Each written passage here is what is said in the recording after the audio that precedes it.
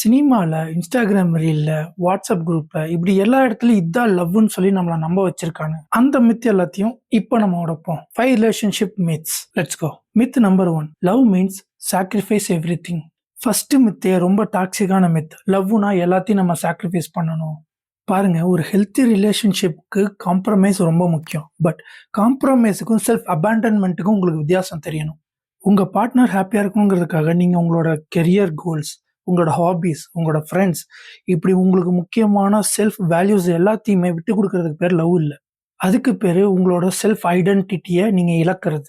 நீங்க தெரிஞ்சுக்க வேண்டிய ஒரு விஷயம், உங்க ரிலேஷன்ஷிப்ங்கிறது உங்களோட லைஃப்க்கு ஒரு ஆட், ஒரு +1 பட் நாட் அ ரீப்ளேஸ்மெண்ட்.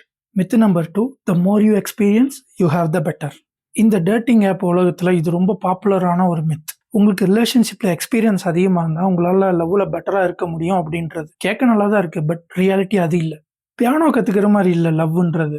நீங்கள் நிறையா பேர் கூட டேட்டிங்கில் இருக்கும்போது நீங்கள் ஆட்டோமேட்டிக்காக எக்ஸ்பர்ட் ஆயிடுவீங்க அப்படிங்கிறதுக்கு. நீங்கள் 10 ரிலேஷன்ஷிப்பில் இருந்திருந்தாலும் இதுக்கு முன்னாடி அந்த 10லையுமே ஒரே தப்பையே திரும்ப திரும்ப பண்ணியிருக்கலாம்.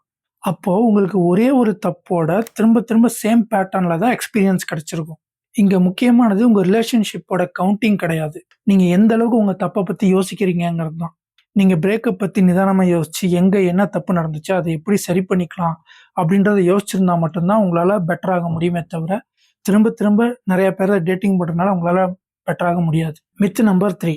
Love at first sight. Love at first sight ஒரு ஃபேண்டசிங்க. இது நம்மள ஒரு தப்பான வழியில கொண்டு போய் விட்டுரும். நீங்க ஃபர்ஸ்ட் டைம் ஒருத்தரை பார்க்கும்போது உங்களுக்கு ஒரு ஃபீல் வரும்ல, அது அட்ராக்ஷன் ஆர் இன்ஃபாச்சுவேஷன். அது லவ் கிடையாது. லவ்ங்கிறது ஒரு மூமெண்ட் கிடையாது. அது ஒரு மராத்தான். அது வருஷக்கணக்கா சின்ன சின்ன விஷயங்களை பண்றதுனால பில்ட் ஆகிற ஒரு விஷயம். கஷ்டமான நேரத்துல கூட நிக்கிறது, சின்ன சின்ன விஷயங்களை கூட ஞாபகம் வச்சுக்கிறது, சண்டைகளை ஹேண்டில் பண்றது, ஒருத்தர் மேல ஒருத்தர் ட்ரஸ்ட் வைக்கிறது. லவ்ங்கிறது தினம் தினம் நீங்க எடுக்கக்கூடிய ஒரு choice. Myth number 4. Fight means your relationship is doomed. இந்த மித் நிறைய பேருக்கு தேவையில்லாத ஒரு டென்ஷனை கொடுக்கும். சண்டை போட்டா நம்ம ரிலேஷன்ஷிப் முடிஞ்சு போயிடுச்சுன்னு அர்த்தம் கிடையாதுங்க. சண்டை போடுறதுங்கிறது ஒரு ஸ்ட்ராங்கான ரிலேஷன்ஷிப்புக்கு உண்டான ஒரு அடையாளம், வீக் ஆனது கிடையாது. நீங்க 2 பேரும் சண்டையே போடலைன்னா அதுக்கு 2 ரீசன் இருக்கு. ஃபர்ஸ்ட் ரீசன், நீங்க உங்க உண்மையான ஃபீலிங்கை வெளிப்படுத்துறது இல்ல, மனசுக்குள்ளேயே அடக்கி வச்சிருக்கீங்கன்னு அர்த்தம். அது கண்டிப்பா ஒரு நாள் வெடிக்கும். 2வது விஷயம், நீங்க சண்டை போடுற அளவுக்கு அந்த ரிலேஷன்ஷிப்ல உங்களை நீங்களே இன்வெஸ்ட் பண்ணலைன்னு அர்த்தம். சரியான முறையில சண்டை போடுறதுங்கிறது நீங்க 2 பேரும் ஒன்னா சேர்ந்து உங்களுக்கான பெட்டர் ஃபியூச்சரை